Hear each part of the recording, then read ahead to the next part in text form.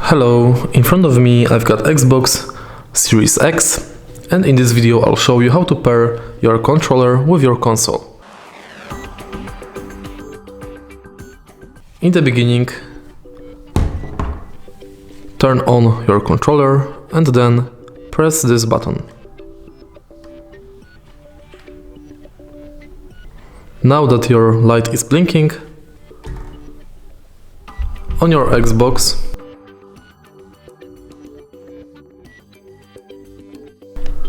also press pairing button.